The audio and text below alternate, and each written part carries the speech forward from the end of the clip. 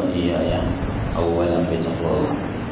أعوذ بالله من الشيطان الرجيم. بسم الله الرحمن الرحيم. قالت الأعراب آمنا قل لم تؤمنوا ولكن قولوا أسلمنا ولما يدخل الإيمان في قلوبكم وإن تطيعوا الله ورسوله لا يلدكم من أعمالكم شيئا إن الله غفور رحيم. إنما المؤمنون الذين آمنوا بالله ورسوله ثم لم يرتابوا وجاهدوا بأموالهم وأنفسهم في سبيل الله أولئك هم الصادقون. صدق الله العظيم. ബഹുമാനരായ സഹോദരി സഹോദരന്മാരെ, അല്ലാഹു സുബ്ഹാനഹു വ തആലയുടെ വിധിവിലക്കുകൾ മാനിച്ച് ജീവിക്കണമെന്ന് എന്നോടെന്ന പോലെ നിങ്ങളോട് ആദ്യമായി ഉണർത്തുകയാണ് വസിയത്ത് ചെയ്യുക. മദീനയിൽ പ്രവാചകൻ സല്ലല്ലാഹു അലൈഹി വസല്ലമയുടെ നേതൃത്വത്തിൽ രൂപപ്പെട്ട ഇസ്ലാമിക രാഷ്ട്രം ആദ്യത്തിൽ കുറേ പ്രയാസങ്ങളും കഷ്ടപ്പാടുകളൊക്കെ സഹിക്കേണ്ടതായി വന്നത് ചരിത്രത്തിൽ നിന്ന് നാം മനസ്സിലാക്കിയ സംഗതിയാണ്. അതിനുശേഷം ബദറും ഖന്തഖും ഒക്കെ നടക്കുകയുണ്ടായി. അതിലൂടെയൊക്കെ സത്യത്തിന് വലിയ വിജയം അല്ലാഹു സുബ്ഹാനഹു വ തആല. ഇങ്ങനെ റസൂലിൻ്റെ നേതൃത്വത്തിലുള്ള ഒരു പുതിയ സമൂഹം, ഒരു രാഷ്ട്രം എന്നുള്ള നിലയിൽ അഭൂതപൂർവമായ വിജയം കൈവരിച്ചപ്പോൾ അത് അറേബ്യയിലെ ആ കാലഘട്ടത്തെ സംബന്ധിച്ചിടത്തോളം ഏറ്റവും വലിയൊരു സംഭവമാണ്.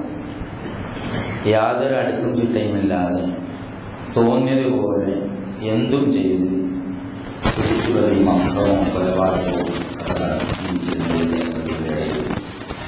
ഒരു നല്ല സമൂഹം വളർന്നു വന്നപ്പോൾ ചുറ്റുപാടുമുള്ള അറബി ഗോത്രങ്ങളെല്ലാം അത് സ്വീകരിക്കാൻ തയ്യാറായി.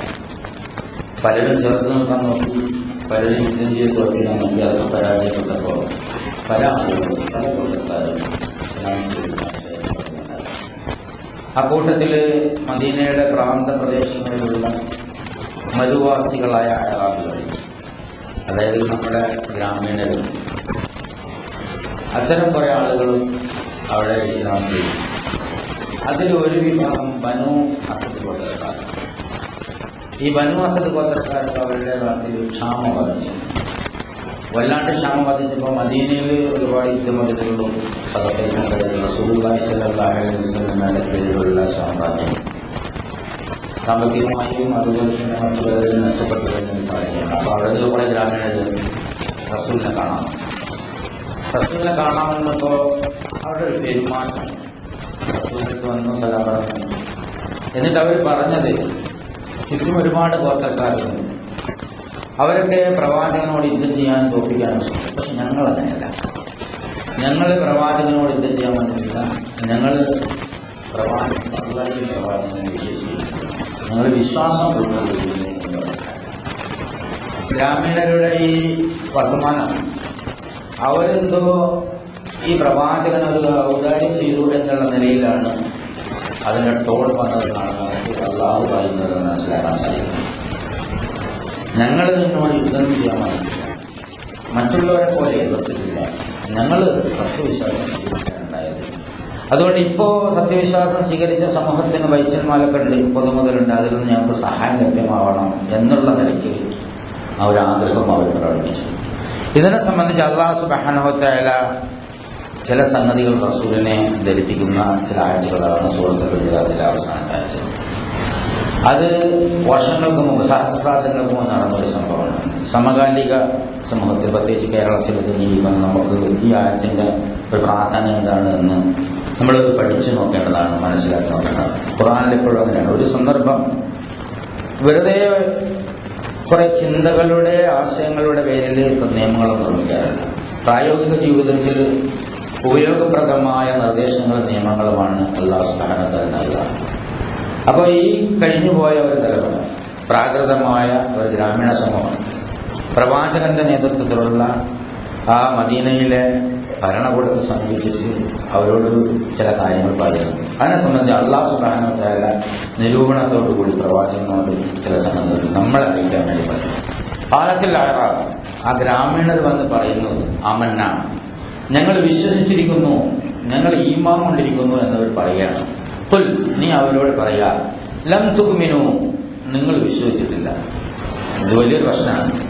ഒരു ജനത വിശ്വസിച്ചു എന്ന് വന്ന് പരസ്യമായി പറയുമ്പോൾ അള്ളാഹ് ഇടപെട്ട് പറയുന്നു, നിങ്ങൾ വിശ്വസിച്ചിട്ടില്ല. ഒരു നിങ്ങൾ പറഞ്ഞുകൊള്ളുക, അസ്ലംന, ഞങ്ങൾ കീഴടങ്ങിയിരിക്കുന്നു. അപ്പോ അസ്ലംന എന്ന് പറഞ്ഞാൽ കീഴടങ്ങുക, സമർപ്പിച്ചിരിക്കുന്നു, ഇസ്ലാമായിരിക്കുന്നു എന്നൊക്കെ പറയും. അസ്ലംന, അപ്പൊ ഞങ്ങൾ ഇസ്ലാമായിരിക്കുന്നു, ഞങ്ങൾ ഇസ്ലാമായിരിക്കുന്നു എന്ന് പറയാം. എന്നിട്ട് അള്ളാഹ് പറയുന്നു നിങ്ങൾ വിശ്വസിച്ചിട്ടില്ല. അപ്പൊ ഇത് തമ്മിൽ എന്തോ ഒരു പ്രശ്നമുണ്ട്. സത്യവിശ്വാസവും ഇസ്ലാമും തമ്മിൽ യഥാർത്ഥത്തിൽ എന്തോ ഒരു ബന്ധമുണ്ട്, ഒരു പ്രശ്നമുണ്ട് എന്ന് നമുക്ക് മനസ്സിലാക്കാൻ കഴിയും.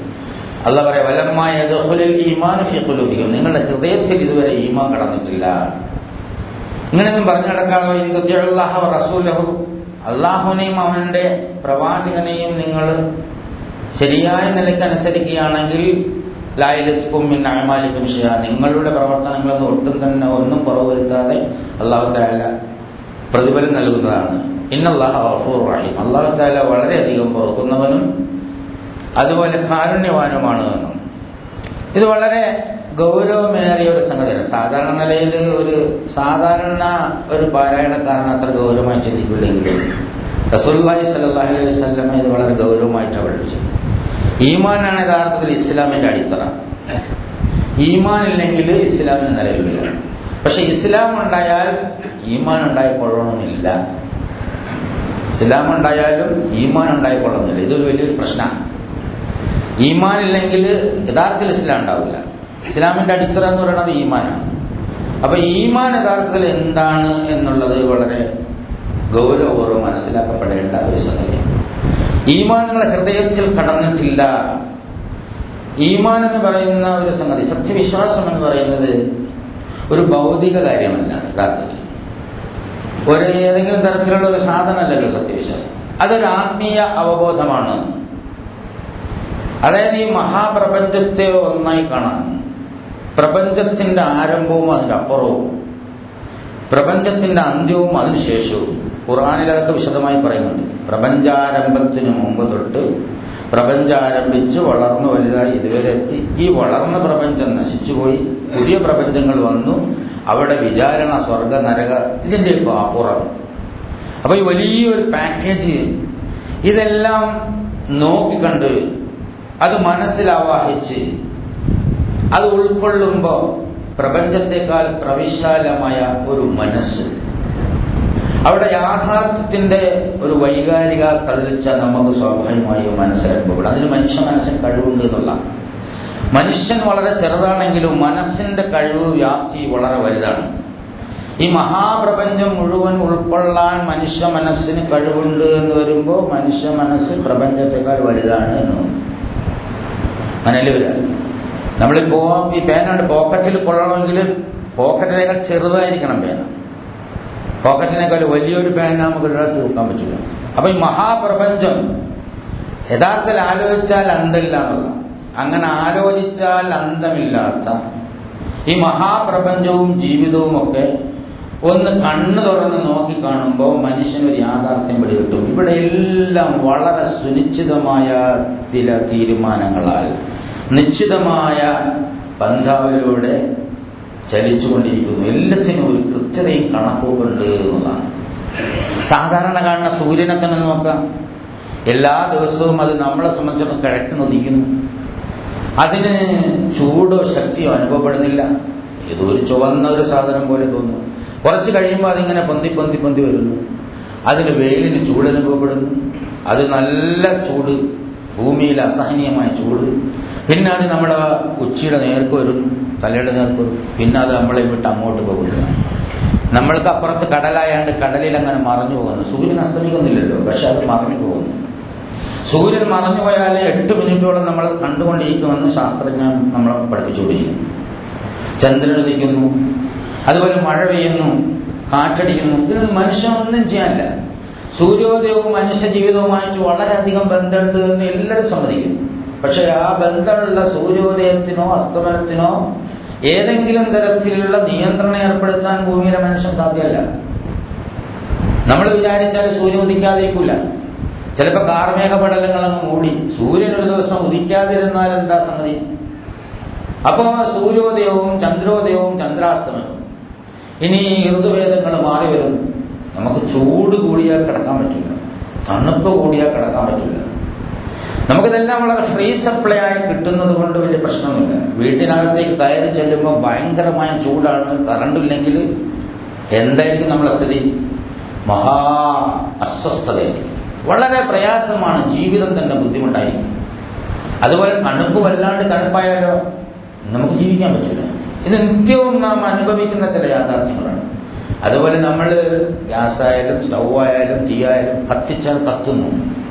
അതുകൊണ്ട് നമ്മൾ തിളപ്പിച്ചാൽ വെള്ളം തിളയ്ക്കുന്നു. നമുക്ക് ചായ ഉണ്ടാക്കാൻ കഴിയുന്നു, ഭക്ഷണം ഉണ്ടാക്കാൻ കഴിയുന്നു.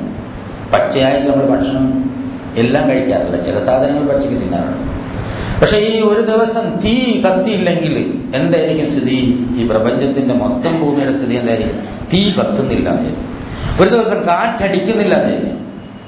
ഇതെന്താ ഒരു പൊട്ടത്തനാണോ പറയുന്നത് എന്ന് ചിലപ്പോൾ ചിന്തിച്ചേക്കാം. കാറ്റടിക്കായിരിക്കും അങ്ങനെ സംഭവിക്കാം. അല്ലാഹ് നമ്മളോട് പറയുന്നു, ഇന്ന ഫീ ഖൽഖിസ് സമാവാതി വൽ അർളി വഖ്തിലാഫിൽ ലൈൽ വന്നഹാരി ലആയാതിൻ ലിഉലിൽ അൽബാബ് الذين يذكرون الله قياما وقعودا وعلى جنوبهم ويتفكرون في خلق السماوات والأرض ربنا ما خلقت هذا باطلا سبحانك فقنا عذاب النار. ഈ ഇന്ന ഫീ ഖൽഖിസ് സമാവാതി വൽ അർള്, ഈ ആകാശത്തിന്റെയും ഭൂമിയുടെയും സൃഷ്ടിപ്പിൽ, രാപ്പകലുകളുടെ മാറ്റത്തിൽ, ഈ പ്രപഞ്ചത്തിന്റെ മൊത്തം ചക്രണത്തിൽ നിങ്ങൾക്ക് ദൃഷ്ടാന്തങ്ങളുണ്ട്. അത് ഇരുന്നും കിടന്നും നിന്നൊക്കെ നിങ്ങൾ ചിന്തിച്ചു നോക്കണം. അല്ലദീന യദ്കുറൂനല്ലാഹ ഖിയാമൻ വഖുഊദൻ വഅലാ ജുനൂബിഹിം വയതഫക്കറൂന ഫീ ഖൽഖിസ് സമാവാതി. അപ്പോൾ ബുദ്ധി എന്ന് പറയുന്നത് ചിന്തിക്കാൻ വേണ്ടിയുള്ള, അപ്പൊ ബൗദ്ധികമായ അടിത്തറയിൽ കാര്യങ്ങളെ നോക്കി മനസ്സിലാക്കുമ്പോൾ ഹൃദയം അനുഭവിച്ചറിയുന്ന ഒരു യാഥാർത്ഥ്യമുണ്ട്. ആ ദൃഢബോധ്യത്തിൽ നിന്ന് ഉയർത്തെഴുന്നേറ്റ് വരുന്ന ഒരു സംഗതിയാണ് ഈമാൻ. അങ്ങനെ ഉണ്ടാകുന്ന അവബോധമാണ് സത്യവിശ്വാസം, സത്യത്തിലുള്ള വിശ്വാസം. എന്താണ് സത്യം? ആ സത്യത്തിലുള്ള വിശ്വാസം. സത്യം ഇതാണ്, ഈ ആകാശവും ഭൂമിയും ഒക്കെ ഒരു പ്രത്യേകമായ രീതിയിൽ ചലനങ്ങളോടുകൂടി സൃഷ്ടിച്ചിരിക്കുന്നു. ഇതിന് നിശ്ചിതമായ ചില കണക്കും തോതുകളും ഒക്കെ ഉണ്ട്. എന്തെങ്കിലും അങ്ങോട്ടോ ഇങ്ങോട്ടോ മാറിയാൽ, ഭൂമി സൂര്യനിൽ നിന്ന് ഒരല്പം അകന്നു പോയാൽ ഇവിടെ മഞ്ഞ് കയറിയിട്ട് ജീവിക്കാൻ പറ്റൂല. ഒരല്പം അടുത്തു പോയാൽ നമുക്ക് ചൂട് കൊണ്ട് ഇതെല്ലാം കരിഞ്ഞു പോകും, ജീവിതം ദുസ്സഹമാവും. മൂത്രമൊഴിക്കുമ്പോൾ സാധനങ്ങൾ മൂത്രം ഇങ്ങോട്ട് പോവില്ല, മേലോട്ട് പിടിക്കണമെങ്കിൽ എന്തായിരിക്കും സ്ഥിതി? നമ്മൾ പോയി മൂത്രമൊഴിക്കാൻ പറ്റുമ്പോൾ മൂത്രമൊഴിക്കണ്ടല്ലോ, അങ്ങോട്ട് ഇഷ്ടം പോലെ മൂത്രം പോകേണ്ട ഒരു കുഴപ്പമില്ല. മൂത്രം ഒന്ന് പോകാതിരുന്ന എന്തും ചെലവഴിക്കും, എത്ര കാശം ചെലവഴിക്കും. അതുപോലെ തന്നെ ബാത്റൂമിൽ കക്കൂസിൽ നിന്ന് പോകാതിരുന്നു കഴിഞ്ഞാൽ എന്തും ജീവിതത്തിൽ സമ്പാദിച്ചത് മുഴുവൻ ചെലവഴിച്ചിട്ട് അതിനു വേണ്ടി അധ്വാനിക്കും. ഒരുപാട് ആളുകൾ അനുഭവം. വ്യാഴം കണക്കിനാണ് ഇങ്ങനെ ഈ ഓക്സിജൻ അടിച്ചു വിട്ടുന്നത്. അസ്വസ്ഥ വരുമ്പോൾ കൊണ്ടുവന്ന് ഐസിയിലിട്ടാൽ ഒട്ടനെ മറ്റു കൊടുക്കും ഓക്സിജൻ, അതിന് ബില്ല് വരും.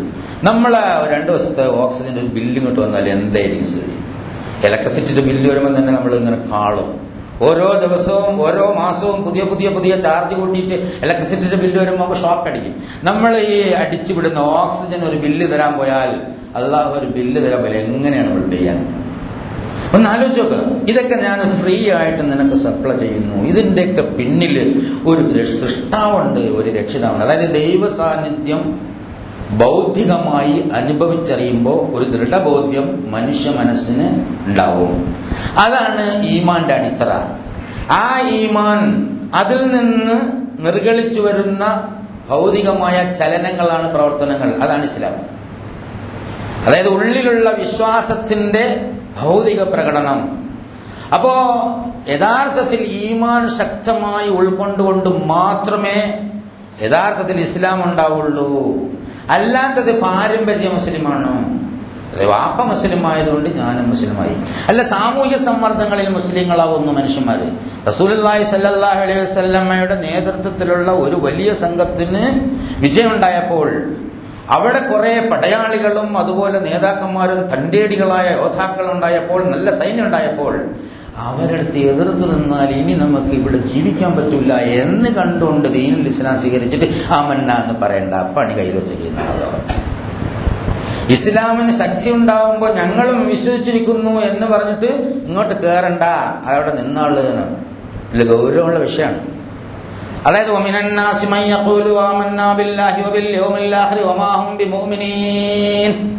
ജനങ്ങളിൽ ഒരു വിഭാഗമുണ്ട്, അള്ളാഹ് കൃത്യമായി പറഞ്ഞിരുന്നു.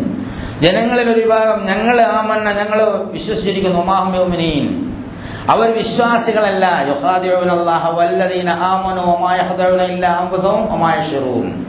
അവർ അള്ളാഹുവിനെയും സത്യവിശ്വാസികളെയും കബളിപ്പിച്ചുകൊണ്ടിരിക്കുകയാണ്. റസൂലിന്റെ സദസ്സിൽ തന്നെ ഉണ്ടായിരുന്നു. പിന്നെ നമ്മുടെ നാട്ടിൽ നമ്മളെ കാലഘട്ടത്തിൽ ഇല്ലാതിരിക്കാൻ യാതൊരു ന്യായമില്ല. അള്ളാഹു പ്രത്യേകം സംരക്ഷിച്ചു വളർത്തിയ ഭൂമിയിലെ ഏറ്റവും സൗഭാഗ്യവാന്മാരായ ആ തലമുറ ഉണ്ടല്ലോ, ആ തലമുറയിൽ അള്ളാഹുവിന്റെ പ്രവാചകന്റെ കൂടെ ജീവിച്ചവരിൽ ഞങ്ങൾ വിശ്വാസികളാണ് എന്ന് പറഞ്ഞ് വിശ്വാസ സമൂഹത്തിൽ കൂടുകയും പള്ളിയിൽ വരികയും നിസ്കരിക്കുകയും നോമ്പുടിക്കുകയും സക്കാത്ത് കൊടുക്കുകയും ഒക്കെ ചെയ്തവരുടെ കൂട്ടത്തിൽ വമാഹും ബിമുഅ്മിനീൻ, വിശ്വാസികളല്ലാത്തവരുണ്ടായിരുന്നു എന്ന് അള്ളാഹ് നമ്മളോട് പറയുന്നു. അപ്പൊ നമ്മൾ നോക്കേണ്ടത് നമ്മൾ ഏത് കൂട്ടത്തിലാണ് പെടുക എന്ന് നമ്മൾ ചെക്ക് ചെയ്യാൻ വേണ്ടിയാണ്. യുഹാദിൻ അവർ അള്ളാഹിനെ പറ്റിക്കുകയാണ്, പക്ഷെ അവർ സ്വയം തന്നെ വഞ്ചിക്കുകയാണ്. ഫീ ഖുലൂബിഹിം മറദുൻ, അവർ മാനസിക രോഗികളാണ്. അവരുടെ ഹൃദയങ്ങളിൽ രോഗമുണ്ട് എന്ന് പറഞ്ഞാൽ അവർ മാനസിക രോഗികളാണ്. അവര് എന്തോ ആശങ്കയോ കൊണ്ടാണ് ഇസ്ലാം സ്വീകരിച്ചത്. നാട്ടിലെല്ലാവരും ഇസ്ലാമായിരിക്കുന്നു, അതുകൊണ്ട് നമ്മളും ഇസ്ലാമാവണം.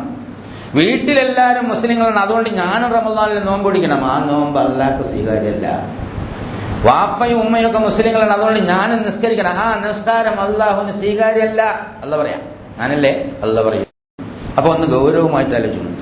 ഇത് അവനവന്റെ സൃഷ്ടാവിന് രക്ഷിതാവിന് അജയ്യനും പ്രതാപശാലിയുമായ അള്ളാഹുവിന് ഈ പ്രപഞ്ചത്തിന്റെ സ്വന്തം ജീവിതത്തിന്റെ ആഴങ്ങളിൽ ഇറങ്ങി എന്റെ കൈ എങ്ങനെയാണ് വംശം ചെയ്യുന്നത്, എന്റെ കണ്ണ് എങ്ങനെയാണ് കാണുന്നത്, എന്റെ ചെവി എങ്ങനെയാണ് കേൾക്കുന്നത്, ഞാൻ എങ്ങനെയാണ് നടക്കുന്നത്, എനിക്ക് വികാരങ്ങൾ ഉണ്ടാകുന്നത് എങ്ങനെയാണ്, വിചാരങ്ങൾ ഉണ്ടാകുന്നത് എങ്ങനെയാണ്, ആശ എവിടെ നിന്ന് വരുന്നു, ഞാൻ ഉണ്ടാക്കുന്നതോ വേറെ ഉണ്ടാക്കി കിട്ടുന്നതോ, അതല്ല ഇതൊക്കെ പൂർത്തീകരിക്കുന്നത് എങ്ങനെയാണ്, ഈ കാര്യങ്ങളൊക്കെ എങ്ങനെയാണ് നടക്കുന്നത് എന്ന് ചിന്തിച്ചു നോക്കാനുള്ള ബുദ്ധി അല്ലാഹു സുബ്ഹാനഹു വ തആല മനുഷ്യ മനസ്സിന് നൽകിയിട്ടുണ്ട്. അപ്പൊ ഇത് പ്രയോഗിക്കാത്ത ഭൗതികമായ യാതൊരു അടിത്തറയും ഇല്ലാത്ത ഈമാൻ പൊട്ട ഈമാനാണ്. അവനെ സംബന്ധിച്ചിടത്തോളം അവന്റെ ആവശ്യങ്ങൾ വരുമ്പോൾ അവൻ ഇസ്ലാം മാറ്റിവെക്കും, അവൻ ആ പ്രവർത്തനങ്ങൾ ചെയ്യും. ഇനി ചുറ്റുപാടുകളും ഒന്ന് ആലോചിച്ച് നോക്കും. ഈ സമുദായത്തിന്റെ പേരിൽ ഇതിനകത്ത് കടന്നുകൂടിയത് അന്നുണ്ട്. ഇതൊക്കെ അന്നും റസൂലുള്ളാഹി സ്വല്ലല്ലാഹു അലൈഹി വസല്ലമയുടെ കൂട്ടത്തിൽ ഇതൊക്കെ ഉണ്ട്. ഈ സമുദായത്തിൽ വമിൻഹും ളാലിമുൻ ലിനഫ്സിഹി, ആത്മവഞ്ചകരായ ഒരുപാട് ആളുകളുണ്ട് എന്ന് അല്ലാഹു സുബ്ഹാനഹു വ തആല. മുഖ്തസിദുൻ, അതായത് നന്മയും ചിന്മയും കൂട്ടിക്കലർത്തി ചെയ്യുന്ന ആളുകളുണ്ട്. സാബിഖുൻ ബിൽ ഖൈറാത്തി ബിഇദ്നില്ലാഹ്, അതായത് നന്മയിൽ അല്ലാഹു സുബ്ഹാനഹു വ തആലയുടെ അനുമതിയോട് മുന്നേറുന്നവരുണ്ട്. 3 വിഭാഗക്കാരെ അല്ലാഹു തആല പറയാം. ഈ സമുദായത്തിന് ഇന്നും ഇന്നലെയൊന്നും അല്ല കുറ്റവാളികളും അക്രമികളും ക്രിമിനൽസൊക്കെ ഉള്ളത്. റസൂലിന്റെ സദസ്സിൽ തന്നെ കുറ്റവാളികളും ഫാസിഖുകളും ഉണ്ടെന്ന് പറഞ്ഞു. ഞാൻ കഴിഞ്ഞ ദിവസം പറഞ്ഞില്ലേ, ഒരാളൊരു വാർത്തയുമായിട്ട് വന്നാൽ അതിന് നിജസ്ഥിതി അറിയാതെ നിങ്ങളത് സ്വീകരിക്കരുത് എന്ന് അള്ളാഹുവിന്റെ റസൂലിന് നിർദ്ദേശം കൊടുക്കുകയാണ്. ഇവിടെ ഇൻജാഅകും ഫാസിഖും ബിനബഇൻ ഫതബയ്യനു, ഇതിന്റെ തുടക്കത്തിൽ ഞാൻ പറഞ്ഞു, 2-3 ഖുതുബകൾക്ക് മുമ്പ് പറഞ്ഞു. അള്ളാഹുവിന്റെ റസൂലിന്റെ പ്രതിനിധിയായിരുന്നു ആ പോയത്. ബനൂ മുസ്തലിഖിൽ നിന്ന് സക്കാത്ത് പിരിക്കാൻ വേണ്ടി അല്ലാഹു സുബ്ഹാനഹു വ തആലയുടെ റസൂൽ വിട്ട ഒരാള്, ആ ആള് തിരിച്ചു വന്നിട്ടൊരു കള്ളം പറയാണ്. അള്ളാഹുവിന്റെ റസൂൽ അറിഞ്ഞുകൊണ്ട് ഒരു അധർമ്മിയെ ഫാസിഖിനെ പ്രതിനിധിയാന്ന് നിശ്ചയിക്കൂല. പക്ഷെ അള്ളാഹുവിന്റെ റസൂൽ നിശ്ചയിച്ച പ്രതിനിധി അള്ളാഹ് വിളിച്ചത് ഫാസിഖ് എന്നാണ്. തെമ്മാടി, ധിക്കാരി, അധർമ്മി എന്നൊക്കെ മലയാളത്തിൽ പറയാൻ പറ്റുന്ന ഫാസിഖ് എന്ന പദമാണ്. അപ്പൊ അള്ളാഹുവിന്റെ റസൂലിന്റെ പ്രതിനിധിയായാലും ഇത്തരം തോന്നിയാസങ്ങൾ കാണിച്ചാൽ അവൻ ആ ഗ്രൂപ്പിൽ പെടും എന്നാണ്. റസൂലിന് യഥാർത്ഥത്തിൽ അറിയുമെങ്കിൽ അങ്ങനെ ഒരു ഫാസിഖിനെ വിടൂലല്ലോ. അപ്പോ വളരെ ഗൗരവം. അള്ളാഹുവിന്റെ അന്നൊക്കെ റസൂലിന്റെ കാലത്ത്, അബൂബക്കറിന്റെ കാലത്ത്, ഉമറിന്റെ കാലത്ത് ഈ സമൂഹത്തിൽ ഇത്തരം ആളുകൾ ഉണ്ടായിരുന്നു. കള്ളുപിടിക്ക് അടികൂട്ടി 20 അടിയായിരുന്നു 40 അടിയാക്കി എന്ന് പറഞ്ഞാൽ ആളുകൾ കൂടുതൽ കള്ളുപിടിക്കാൻ തുടങ്ങിയെന്നല്ലേ അതിന്റെ അർത്ഥം. ഉമർ റളിയല്ലാഹു അൻഹുവിന്റെ കാലത്ത് ഇത്രയും ശക്തനായ ഒരു ഭരണാധികാരി ഉണ്ടായപ്പോൾ മദ്യപാനം വർദ്ധിച്ചു, എന്നിട്ടും അടികൂട്ടി. പക്ഷെ അന്നൊക്കെ പൊതുസമൂഹത്തിൽ ഇത്തരം ആളുകളുണ്ടെങ്കിലും നേതൃത്വവും പണ്ഡിതന്മാരും നേതാക്കന്മാരും ഒക്കെ യഥാർത്ഥ ഈമാനുള്ളവരായിരുന്നു. ഇന്ന് രണ്ടും കണക്കാ. അതുകൊണ്ട് ആവശ്യം പൊതുജനത്തെക്കാൾ മോശമാണ് നമ്മുടെ പണ്ഡിതന്മാർ. പൊതുജനത്തെക്കാൾ മോശമാണ് നമ്മുടെ നേതാക്കന്മാർ. പൊതുജനത്തിൽ അതിനേക്കാൾ നല്ല മനുഷ്യന്മാരുണ്ടാവും. നമുക്കൊരുപാട് പരാതികളുണ്ട്. സമുദായം നന്നാവുന്നില്ല, യോജിക്കണില്ല, സമുദായം ശരിയാവുന്നില്ല. സമുദായം ശരിയാണ്, മോമ്പായം വളഞ്ഞായിരിക്കണത്. അല്ലാഹു സുബ്ഹാനഹു വ തആല ഖുർആനിൽ ഒരുപാട് സംഗതി പറഞ്ഞു. അതൊക്കെ പച്ചയായി തണൽ കണിച്ചുകൊണ്ടാണ് നേതൃത്വം പെരുമാറിക്കൊണ്ടിരിക്കുന്നത്. ആഗോള അടിസ്ഥാനത്തിൽ, ഈ ഇട്ടാട്ടുള്ള കോഴിക്കോട്ടെ കേരളത്തിലെ കാര്യം പറയുന്നത് ആഗോള അടിസ്ഥാനത്തിൽ നൂറ്റാണ്ടുകളായി തുടങ്ങി നടന്നു വരുന്നത് കൊണ്ട് ഈ സമുദായം ഇങ്ങനെ അധർമ്മത്തിലേക്ക് പോകുന്നു. ഇസ്ലാമിക പ്രവർത്തനത്തിന് എന്തെങ്കിലും കുറവുണ്ടോ? ഖുർആൻ ക്ലാസ്സിന് എന്തെങ്കിലും കുറവുണ്ടോ? അതുപോലെ തന്നെ സമ്മേളനങ്ങൾക്ക് എന്തെങ്കിലും കുറവുണ്ടോ? സംഘടനാ പ്രവർത്തനങ്ങൾക്ക് എന്തെങ്കിലും കുറവുണ്ടോ? പക്ഷെ ഇവിടെ ഒരു സമൂഹം വളരെ വലിയ തോതിൽ ഈ ദീനിൽ നിന്ന് അകന്നു പോകുന്ന ഒരു സമൂഹം ഉണ്ടായിരിക്കുന്നു. എല്ലാ തോന്നിയാസങ്ങൾക്കും പത്രം എടുത്ത് വായിച്ചു നോക്കിയാൽ നമുക്ക് കാണാം, എല്ലാത്തിനും മുസ്ലിം പേരുള്ള ആളുകളുണ്ടാവും. അവിടെ ഒരു റിസർവേഷനും ആരും ആവശ്യപ്പെടുന്നില്ല. അവിടെ ജനസംഖ്യ ആനുപാതികത്തെക്കാൾ കൂടുതലാണ്. അവിടെ ഒന്ന് ഗൗരവമായിട്ട് സമുദായം ഒന്ന് ചിന്തിക്കേണ്ട ഒരു സംഗതിയാ. ഇതാണ് പ്രശ്നം. അല്ല പറഞ്ഞു നിൽക്കുന്നു, ഈമാൻ നിങ്ങളുടെ ഹൃദയത്തിനുള്ളിൽ കടന്നിട്ടില്ല. നിങ്ങൾക്ക് ഇസ്ലാം എന്ന് പറഞ്ഞു നടക്കാം. പണ്ടും റസൂലിന്റെ കൂട്ടത്തിൽ കുറെ ആളുകൾ ഇസ്ലാം എന്ന് പറഞ്ഞു നടന്നിട്ടുണ്ട്. നരകത്തിന്റെ അടിത്തട്ടിലേക്ക് എറിഞ്ഞു കളയുന്ന അത്തരം ആളുകളുടെ സ്വഭാവ പെരുമാറ്റ രീതിയെക്കുറിച്ച് ഖുർആനിൽ നൂറുകണക്കിനല്ല 1000-ഓളം ആയത്തുകൾ ഡയറക്റ്റായിട്ടും ഇൻഡയറക്റ്റായിട്ടും ബന്ധപ്പെട്ടത് നമുക്ക് കാണാൻ കഴിയുന്നത്. അത് വളരെ ഗൗരവമുള്ള ഒരു വിഷയമാണ്. ഇവിടെ ആ ഒരു സംഭവം അത് എടുത്ത് പറഞ്ഞത്, പിൽക്കാലത്തും ഈ സമുദായത്തിൽ ഇങ്ങനെ ഞങ്ങളും സത്യവിശ്വാസികളാണ് എന്ന് പറഞ്ഞ് അതിന്റെ പേരിൽ പല സ്ഥാനമാനങ്ങൾ ഉണ്ടാക്കുന്നു. ഇവിടെ മുസ്ലിമിന്റെ പേരിൽ റിസർവേഷനായിട്ട് അങ്ങ് അറ്റം മുതൽ ഇങ്ങറ്റം വരെ വാങ്ങിക്കുന്ന ഒരുപാട് ആളുകളുണ്ടല്ലോ. അങ്ങ് മുതൽ പ്രസിഡന്റിന്റെ പേര് പറഞ്ഞാൽ ഇപ്പൊ കഴിഞ്ഞോണ്ട് ഒരാളായതുകൊണ്ട് ഇപ്പോൾ ഇവിടെ മുസ്ലിം ആവണം, അല്ല പ്രസിഡന്റ് അതായത് വൈസ് പ്രസിഡന്റ് മുസ്ലിം ആവണം. ഇങ്ങനെ പഞ്ചായത്തിൽ വരെ, പഞ്ചായത്തിലെ പ്യൂണിന്റെ നിയമനം വരെ ഇങ്ങനെ ഇത് നോക്കിയിട്ട്, ജാതി നോക്കിയിട്ട്, വർഗം നോക്കിയിട്ടൊക്കെ ചെയ്യുമ്പോൾ അവിടെ മുസ്ലിമായിട്ട് എത്തും. ഈ മുസ്ലിങ്ങൾ ഏത് ഇസ്ലാമിനെയാണ് പ്രതിനിധാനം ചെയ്യുന്നത് എന്ന് അവരും നമ്മളും ഒന്ന് ചിന്തിക്കേണ്ടതാണ്. ഏതെങ്കിലും വിഭാഗത്തെയോ ആളുകളെയോ വിമർശിക്കാനോ കുറ്റം പറയാനോ അല്ല, വളരെ ഗൗരവമായി അല്ലാഹു സുബ്ഹാനഹു വ തആല നമ്മളോട് പറഞ്ഞ ഒരു സംഗതിയാണ്. നമുക്ക് അല്ലാഹു സുബ്ഹാനഹു വ തആലയെ കുറിച്ച് അറിയില്ല.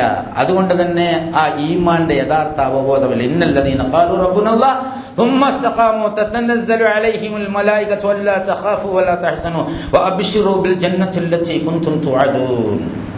ഞങ്ങൾ അല്ലാഹുവിന്റെ അടിമകളാണ്, അല്ലെങ്കിൽ ഞങ്ങളുടെ രക്ഷിതാവ് അല്ലാഹു ആണ് എന്ന് പറയുന്ന ആളുകൾ, എന്നിട്ട് അതിൽ ഉറച്ചു നിൽക്കുകയും ചെയ്യുന്ന ആളുകൾ, അവരുടെ ഹൃദയങ്ങളിൽ, അവരുടെ മനസ്സുകളിൽ മലക്കുകൾ ഇറങ്ങി വന്നിട്ട് പേടിക്കേണ്ടതില്ല, നിങ്ങൾക്ക് സ്വർഗമാണ് ലക്ഷ്യമെന്ന് പറഞ്ഞു തരും, സ്വർഗമാണ് വാഗ്ദാനം എന്ന് പറഞ്ഞു. നുസുലം മിൻ ഗഫൂറിർ റഹീം, നിങ്ങളുടെ രക്ഷിതാവ് ഒരു വിരുന്നൊരുക്കിയിരിക്കുന്നു. ഭൂമിയിൽ നടക്കുമ്പോഴും ആ സ്വർഗത്തിലെ വിരുന്ന് നോക്കിക്കാണാൻ കഴിയുന്നവന് സ്വന്തം ശരീരവും ധനവും ഒന്നും പ്രശ്നമല്ല, ജീവൻ പോലും ആത്മാവിന്റെ ഔന്നത്യത്തിന് വേണ്ടി ബലിയർപ്പിക്കാൻ സന്നദ്ധമാകുന്ന നിലവാരത്തിലുള്ള ഒരു ഈമാനാണ്, സത്യവിശ്വാസമാണ് അല്ലാഹു സുബ്ഹാനഹു വ തആല പ്രവാചകൻ വഴി നമ്മളെ പഠിപ്പിച്ചത്. അപ്പൊ എല്ലാത്തിനും അപ്പുറം, എല്ലാ താല്പര്യങ്ങൾക്കും അപ്പുറം മഹാനായ രക്ഷിതാവിന്റെ അടിമയാണ്, അതിന്റെ ഖലീഫയാണ് എന്ന് കാണിക്കാൻ വേണ്ടി സ്വന്തം ധനം ചെലവഴിക്കാൻ യാതൊരു മടിയുമില്ല. സ്വന്തം ജീവൻ ബലിയർപ്പിക്കേണ്ടി വന്നാൽ യാതൊരു തരത്തിലും ഒരു വിമുഖതയും കാണിക്കുകയില്ല. അങ്ങനെയുള്ള വിശ്വാസികൾ, ഇന്നമൽ മുഅ്മിനൂന, ആ വിശ്വാസികൾ അല്ലദീന, ആ കൂട്ടരുണ്ടല്ലോ, ആമനൂ ബില്ലാഹ്, അല്ലാഹുവിൽ യഥാർത്ഥത്തിൽ വിശ്വസിക്കുന്നവരാണ്. ഹുമ്മലം യർതാബു, മനസ്സ വാച കർമ്മണ, അല്ലാഹുവിന്റെ നീതിയെക്കുറിച്ചോ അല്ലാഹുവിന്റെ ധർമ്മത്തെക്കുറിച്ചോ അല്ലാഹുവിന്റെ നടപടികളെക്കുറിച്ചോ ഒരു സംശയമില്ല. നമുക്ക് അല്ലാഹുവിന് സംശയമുള്ളത് കൊണ്ടാണ്. റിസ്ക് അല്ല തരുന്നതാണ്, ജീവിത വിഭവങ്ങൾ അല്ല തരുന്നതാണ്. ഓരോരുത്തർക്കും അർഹിക്കുന്ന തീർച്ചയായും തന്നോളും. അപ്പൊ നീ കൈക്കൂലി വാങ്ങിയിട്ട് ഉണ്ടാക്കേണ്ടതില്ല, ആർത്തി കാണിച്ച് പിടിച്ചു പറിക്കേണ്ടതില്ല എന്നുള്ളത് മനസ്സിലാക്കണമെങ്കിൽ റിസ്ക് അല്ല തരയാണ് എന്ന ദൃഢമായ ബോധ്യം വേണം. അല്ലെങ്കിൽ ഭയങ്കര ആർത്തിയായിരിക്കും, വെട്ടിപ്പിടിക്കാനായിരിക്കും സ്വത്തും അതുപോലെ പണവുമൊക്കെ. ഈ കൈക്കൂലി വാങ്ങുന്നതും അഴിമതി നടത്തുന്നതും വെട്ടിപ്പിടിക്കുന്നതും മറ്റുള്ളവരെ ഭത്സിക്കുന്നതുമൊക്കെ യഥാർത്ഥത്തിൽ നമുക്കിവിടെ നിലനിൽക്കാൻ വേണ്ടി നിലനിർത്തുന്നത് അല്ലയാണ് എന്ന് അല്ലാഹു സുബ്ഹാനഹു വ തആല പച്ചയിൽ പറഞ്ഞു തരുന്നുണ്ട്. വിശ്വാസമില്ലാതെ ഹൃദയത്തിൽ കടന്നിട്ടില്ല. ഒന്ന് ചെക്ക് ചെയ്ത് നോക്കണം, ഹൃദയത്തിൽ കടന്നിട്ടില്ല. ഞാനും നിങ്ങളൊക്കെ ഒരുപോലെ തന്നെയാണ്. പ്രസംഗിക്കാൻ വളരെ എളുപ്പമാണ്. പ്രായോഗിക ജീവിതത്തിൽ ഈ സംഭവങ്ങൾ വരുമ്പോൾ ഒന്ന് അനലൈസ് ചെയ്ത് നോക്കണം. നമ്മൾ എവിടെ നിൽക്കുന്നു? സ്വയം ഒന്ന് വിമർശനം നടത്തി പോകണം. എവിടെയാണ് നമ്മൾ നിൽക്കുന്നത്? എല്ലാം അള്ളാഹു സുബ്ഹാനഹു വ തആല നീതിപൂർവ്വം ചെയ്യും. അള്ളാഹുവിന്റെ നീതിയിൽ ആർക്കെങ്കിലും സംശയമുണ്ടോ? അള്ളാഹുവിന്റെ കാരുണ്യത്തിൽ ആർക്കെങ്കിലും സംശയമുണ്ടോ? പിന്നെന്തിനാണ് മറ്റുള്ളവനെ ആക്രമിച്ച് കീഴ്പ്പെടുത്തുന്നത്? മറ്റുള്ളവനെ കൊല്ലുന്നത് എന്തിനാണ്? മറ്റുള്ളവനെ പിടിച്ചു പറിക്കുന്നത് എന്തിനാണ്? അപഹരിക്കുന്നത് എന്തിനാണ്? കള്ളക്കണക്കുണ്ടാക്കുന്നത് എന്തിനാണ്? കള്ളക്കച്ചവടം ചെയ്യുന്നത് എന്തിനാണ്? വെട്ടിപ്പും തട്ടിപ്പും നടത്തുന്നതാണ്? പൊതുമുതൽ കക്കുന്നത് എന്തിനാണ്? ജീവിക്കാനല്ലേ, നിലനിർത്താനല്ലേ? നിലനിർത്തുന്നത് അള്ളാഹു ആണെന്ന് അല്ല പറയുന്നതിൽ ഞങ്ങൾ വിശ്വസിക്കുന്നു എന്ന് പറയാം. പക്ഷെ അത് നിങ്ങളെ ഹൃദയത്തിൽ കടന്നിട്ടില്ല. ഇത് ഏട്ടിലെ പശുവാണ്, അത് പുല്ല് തിന്നുന്നില്ല എന്നുള്ളതാണ്. ഇത് അങ്ങനെ ആക്കി മാറ്റിയിരിക്കുന്നു നിങ്ങൾ എന്നുള്ളതാണ്. ഇത് അള്ളാഹുവിന്റെ കിതാബിലുള്ളതാണ്. പക്ഷേ നിങ്ങളെ ജീവിതവുമായി അതിനൊരു യാതൊരു ബന്ധവുമില്ല. എന്നിട്ട് വജാഹദൂ ഫീ സബീലില്ലാഹി വജാഹദൂ ബിഅംവാലിഹിം വഅൻഫുസിഹിം ഫീ സബീലില്ലാഹി ഉലൈക ഹുമുസ് സാദിഖൂൻ. അവർ അള്ളാഹുവിന്റെ അധർമ്മത്തിനെതിരെ ധർമ്മത്തിന്റെ പാതയിൽ ശരിയായ നിലയിൽ വാക്ക് മുതൽ തോക്കുവരെ, അല്ലെങ്കിൽ വാക്ക് മുതൽ എഴുത്ത് ഉൾപ്പെടെയുള്ള സംഗതികളിൽ യുദ്ധമൈതാനം വരെ നീണ്ടു നിൽക്കുന്ന അധർമ്മത്തിനെതിരെയുള്ള യുദ്ധത്തിൽ അവർ സജീവ പങ്കാളിത്തം വഹിക്കാൻ സന്നദ്ധമായിട്ടുള്ള ഒരു തൃഷ്ണയുള്ള ഈമാനുള്ളവരാണ് യഥാർത്ഥ മുഅ്മിനീങ്ങൾ. അവരാണ് യഥാർത്ഥ മുഅ്മിനീങ്ങൾ. അവരുടെ ഹൃദയാന്തർഭാഗത്തുള്ള ഈമാന്റെ പതഞ്ഞു പൊങ്ങുന്ന, തിളച്ചു പൊങ്ങുന്ന ആ ഈമാന്റെ ശക്തിയാൽ പുറത്തു വരുന്ന ചലനങ്ങളാണ് അവരുടെ ജീവിത പ്രവർത്തനങ്ങൾ. അതാണ് അനുസരണയുടെ പ്രവർത്തനങ്ങൾ. നിങ്ങൾ പാരമ്പര്യത്തിന്റെയോ സാമൂഹ്യ സമ്മർദ്ദത്തിന്റെയോ അല്ലെങ്കിൽ ആശയുടെയോ ആശങ്കയുടെയോ താല്പര്യത്തിന്റെയോ അടിസ്ഥാനത്തിൽ ഞങ്ങൾ ഈമാനുള്ളവരാണ്, വിശ്വസിക്കുന്നു എന്ന് പറഞ്ഞാൽ അത് അംഗീകരിക്കാൻ അല്ലാഹു സുബ്ഹാനഹു വ തആല തയ്യാറില്ല എന്ന് വളരെ വ്യക്തമായി പറഞ്ഞുള്ളൂ എന്ന് റസൂലുള്ളാഹി സ്വല്ലല്ലാഹു അലൈഹി വസല്ലമയോട് പറഞ്ഞിട്ടുണ്ട്. ഈ മുസ്ലിങ്ങൾ യഥാർത്ഥത്തിൽ സത്യവിശ്വാസികളായ മുസ്ലിങ്ങളാണ്. ആ മുസ്ലിങ്ങളുടെ കൂട്ടത്തിൽപ്പെടാനാണ് അധ്വാനിക്കേണ്ടത്. അതിന് കാരുണ്യവാനായ തമ്പുരാൻ നമുക്ക് തൗഫീഖ് നൽകി അനുഗ്രഹിക്കുമാറാകട്ടെ.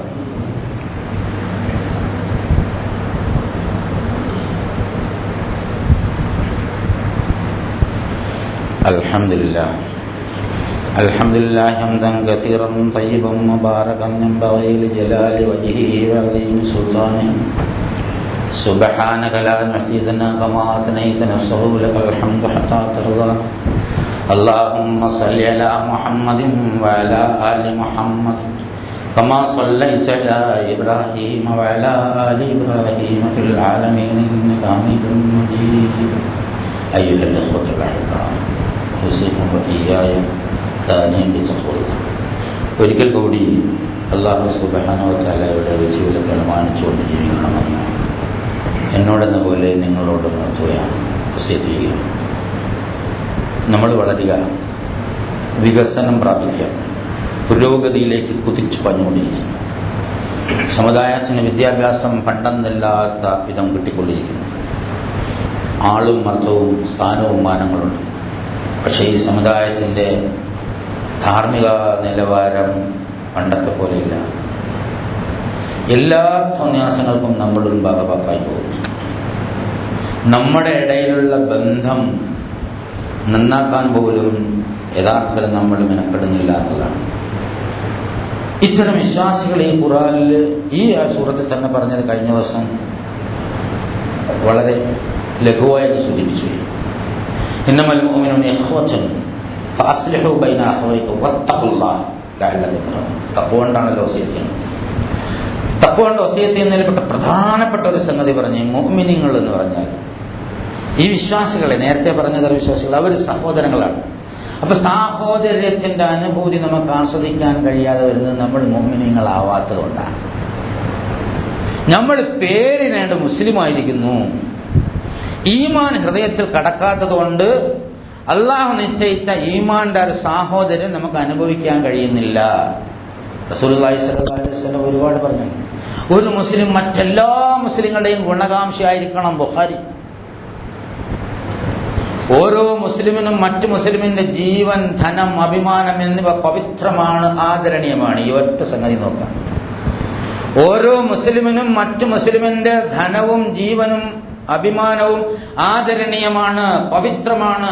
വാക്കുകൊണ്ടോ നോക്കുകൊണ്ടോ അപമാനിക്കാൻ പാടില്ല. ഒരു മുസ്ലിം മറ്റൊരു മുസ്ലിമിന്റെ സഹോദരനാണ്. അതുകൊണ്ട് അവനെ മർദ്ദിക്കുകയില്ലോ, കൈവിടുകയോ നിന്ദിക്കുകയോ ഇല്ല. മർദ്ദിക്കൂല, ചിലരെ മർദ്ദിക്കൂല, അല്ല നിന്ദിക്കൂല, നിന്ദിക്കയില്ല, കൈവിട്ടുകളയും.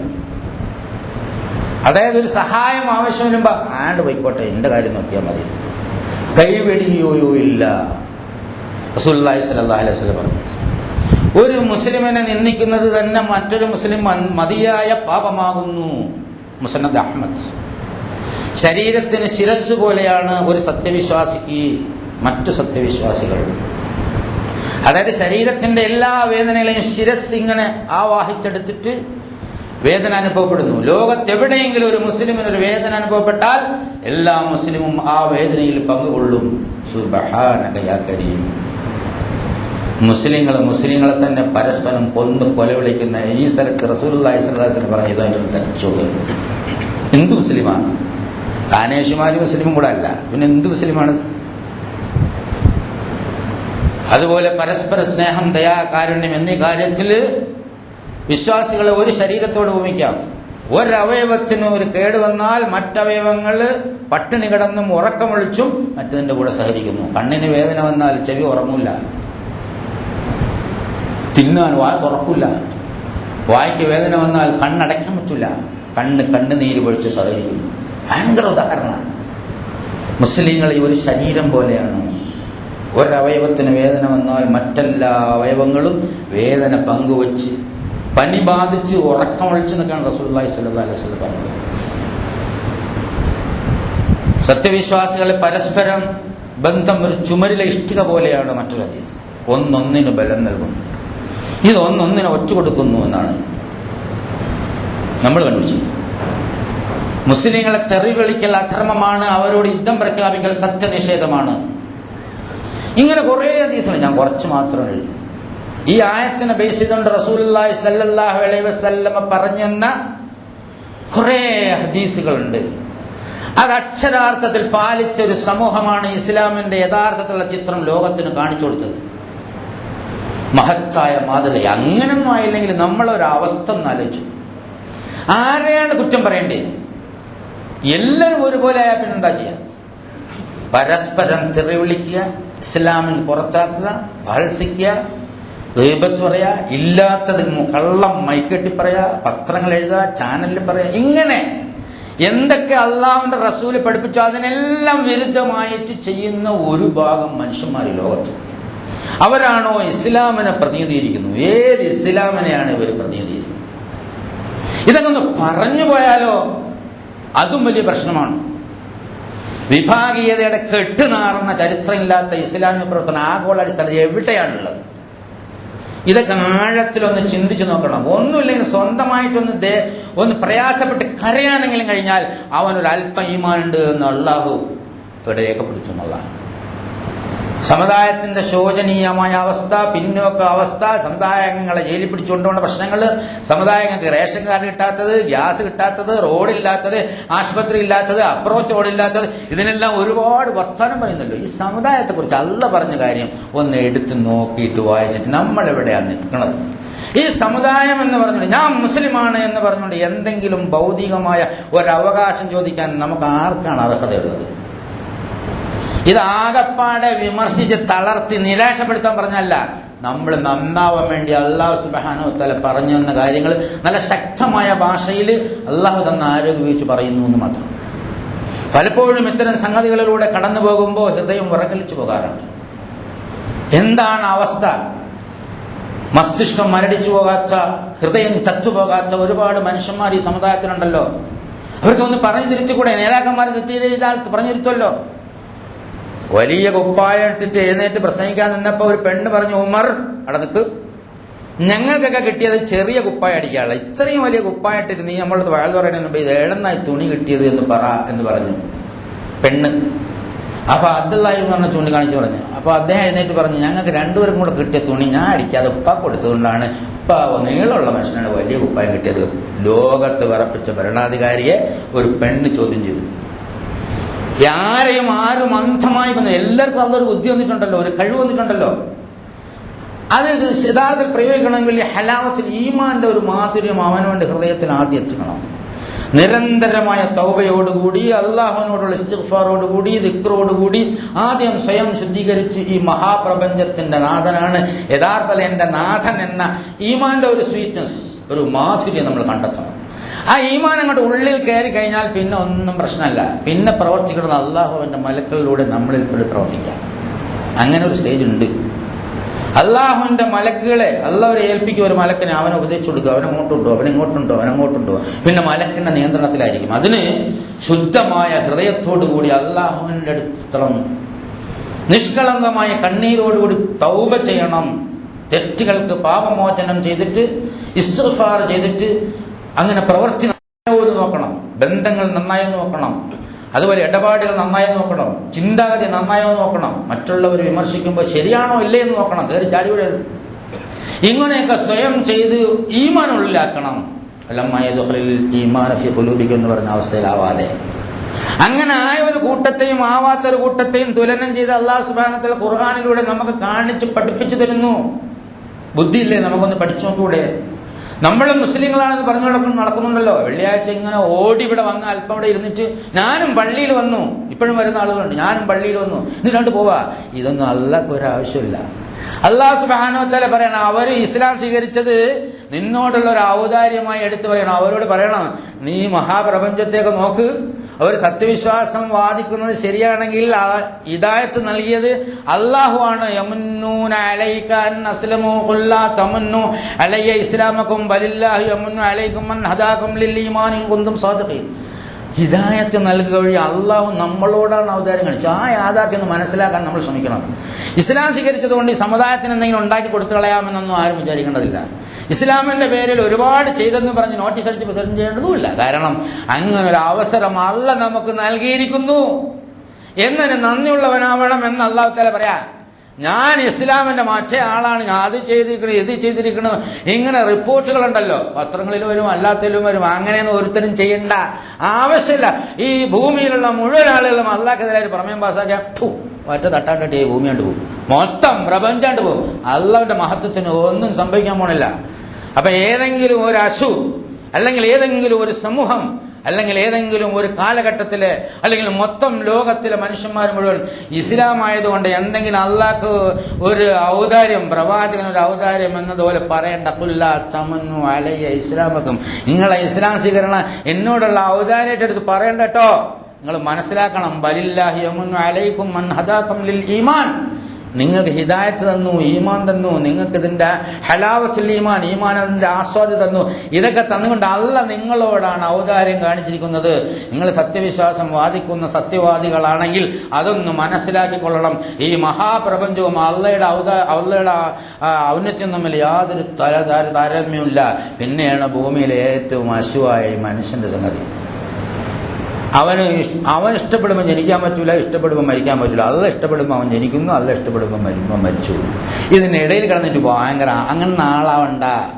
ശരിക്കും ബോധ്യമുണ്ടെങ്കിൽ അള്ളാഹു നമ്മളോട് കാരുണ്യം കാണിച്ചത് കൊണ്ടാണ് നമുക്ക് ഈമാൻ ഉണ്ടായത്. എന്നിട്ട് അല്ലിമുനല്ലാഹ ബിദീനിക്കും, നിങ്ങൾ അള്ളാന്റെ ദീൻ എന്നെ പഠിപ്പിക്കുകയാണോ? നിങ്ങളെ ദീൻ അള്ളാനെ പഠിപ്പിക്കുകയാണോ? അങ്ങനെ തിരിച്ച് നിങ്ങളൊരു ദീനുണ്ടല്ലോ, അത് അള്ളാനെ പഠിപ്പിക്കുക. വേണ്ട, ആകാശഭൂമികളിലുള്ള എല്ലാം അള്ളാഹു സുബ്ഹാനഹു വ തആലയ്ക്ക് അറിയുന്നതാണ് ഗൗരവമായ പ്രസ്താവന. ഇന്നല്ലാഹ യഅലമു ഗൈബസ് സമാവാതി വൽ അർദി വല്ലാഹു ബസീറും ബിമാ തഅമലൂൻ. ഇതെല്ലാം പറഞ്ഞിട്ട് അള്ളാഹ് പറയാ, നിങ്ങൾക്ക് അള്ളാഹു തആലക്ക് എല്ലാ ഗൈബും അറിയും, നിങ്ങൾ ചെയ്യുന്നത് വളരെ സൂക്ഷ്മമായി അറിഞ്ഞുകൊണ്ടിരിക്കുന്നവനാണ്. അപ്പോൾ വളരെ ഹൃദയത്തെ കിടുക്കിക്കളയുന്ന ചില സംഗതികളാണ് യഥാർത്ഥത്തിൽ സൂറത്തുൽ ഹുജറാത്തിന്റെ അവസാന ആയത്തുകളിൽ നമുക്ക് പറഞ്ഞിരുന്നത്. അതും നമ്മളെ സമകാലിക ജീവിതവും നമ്മളും തമ്മിലുള്ള താരതമ്യം നടത്തി നമ്മൾ എവിടെ നിൽക്കുന്നു, എന്താണ് അപാകത, അത് എങ്ങനെ പരിഹരിക്കുക, അള്ളാഹു അല്ലാതെ മറ്റ് പരിഹാരമില്ല. അതുകൊണ്ട് പരിഹരിക്കാൻ അള്ളാഹുലേക്ക് നിരന്തരമായി സമീപിച്ച് തൗബ ചെയ്ത് രക്ഷപ്പെടാൻ ശ്രമിക്കുക. ഞാനും നിങ്ങളും ആ മാർഗത്തിൽ എത്താനാണ് വേണ്ടി ശ്രമിക്കുന്നതാണ്. കാരുണ്യവാനായ അള്ളാഹു സുബ്ഹാനഹു വ തആല നമുക്ക് തൗഫീഖ് നൽകി അനുഗ്രഹിക്കുമാറാകട്ടെ. ഇന്നല്ലാഹ മലായികതുഹു യസല്ലൂന അലന്നബി യാ അയ്യുഹല്ലദീന ആമനൂ സല്ലു അലൈഹി വസല്ലിമു തസ്ലീമാ. അല്ലാഹുമ്മ സല്ലി അലാ മുഹമ്മദിൻ വഅലാ ആലി മുഹമ്മദ് കമാ സല്ലൈത അലാ ഇബ്രാഹിം വഅലാ ആലി ഇബ്രാഹിം ഫിൽ ആലമീൻ ഇന്നക ഹമീദും മജീദ്. اللهم الله على أبو بكر وعمر وعثمان وعلي وبقية أصحاب رسول الله أجمعين. കാരുണ്യവാനായ തമ്പുരാനെ, ഞങ്ങളുടെ എല്ലാവരും പാപങ്ങളും ചെറുപാപങ്ങളും പ്രതിമാക്കാരനെ തമ്പുരാനെ, ഞങ്ങൾക്കും ഞങ്ങളുടെ മാതാപിതാക്കന്മാർക്കും മിത്രാദികൾക്കും ഭാര്യസന്താനങ്ങൾക്കും സഹോദരങ്ങൾക്കും സുഹൃത്തുക്കൾക്കും നാട്ടാർക്കും മുഴുവൻ സത്യവിശ്വാസികൾക്കും മുൻകാല സത്യവിശ്വാസത്തിൽ പ്രതിമാക്കാതിരണേ തമ്പുരാനെ. ഞങ്ങളിലുള്ള രോഗികളുടെ രോഗങ്ങളെല്ലാം ശരിയാക്കി തരണേ തമ്പുരാനെ. മാനസികമായും ശാരീരികമായും ഞങ്ങൾ തൻ്റെയുള്ള ശക്തിയും തരണേ തമ്പുരാനെ. ഞങ്ങളിൽ നിന്ന് മരിച്ച് നിങ്ങളുടെ അടുത്തത്തെ ആളുകളുടെ കവറുടെ സ്വർഗ്ഗ ഭൂഭാവനങ്ങളുടെ മാറ്റണേ തമ്പുരാനെ. അവരുടെ